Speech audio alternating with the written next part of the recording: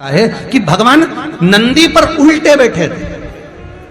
आपको पहले भी कथा में कहा, इंद्रदेव ने ये बात सामने रखी थी ब्रह्मा जी से कि ब्रह्मदेव भगवान शंकर से कहो कम से कम सीधे बैठ जाएं। भगवान बोले हम नहीं बैठेंगे सीधे। तो पूछा क्यों? कि हमारा कोई बाप नहीं, हमारा कोई भाई नहीं, बारात कैसे देखेंगे? आगे से नंदी देखेगा, पीछे से हम देखेंगे। इसलिए नंदी पर उल्टे बैठे थे, शादी करने जा रहे थे, बिल्कुल उल्टे। सबसे अच्छी दिशा कौन सी होती है? 4 दिशा हैं, पूर्व पश्चिम उत्तर दक्षिण।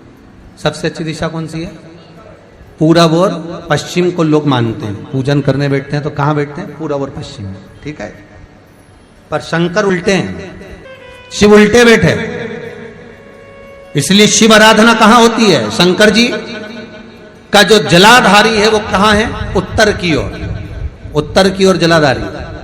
शिव के भगत शंकर का पूजन करने बैठते हैं तो कहां बैठते हैं? दक्षिण की ओर।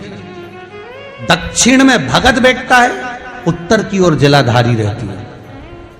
महाराज देखिए कितनी विचित्र लीला है। पंडित जी आपको पूजन करने बिठाएंगे तो कहेंगे पूरा पश्चिम में बैठो, पंडित जी अगर बिठाएंगे तो कहेंगे पूरा पश्चिम में बैठो। पर शंकर का अनुमोदन करने वाला, शिव का स्मरण करने वाला, शंकर की पूजन करने वाला, शंकर को जल चढ़ाने वाला, अगर वो पूरब में बैठकर चढ़ा रहा है, पश्चिम में बैठकर चढ़ा रहा है, उत्तर में बैठकर चढ़ा रहा है, उसका फल मात्र 25% है। और शंकर को अगर दक्षिण में बैठकर उत्तर की ओर मुख कर जल चढ़ा रहा है तो उसका पुण्य 1000% है। महाराज उसका पुण्य आनंद में प्राप्त हो जाता है, उसको कम नहीं हो सकता, वो बढ़ता है, उसमें कमता नहीं रहती। एक प्रैक्टिकल करके देखना, छोटा सा प्रैक्टिकल, छोटा सा है।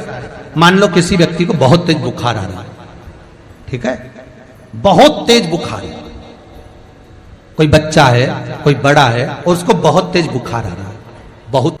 अब आज के जमाने में बुखार कोरोना के चक्कर में भी है, वो भी ध्यान रखना हो। पर मान लो किसी व्यक्ति को बुखार बहुत तेज आ रहा है और बच्चा तब भी बहुत रहा है।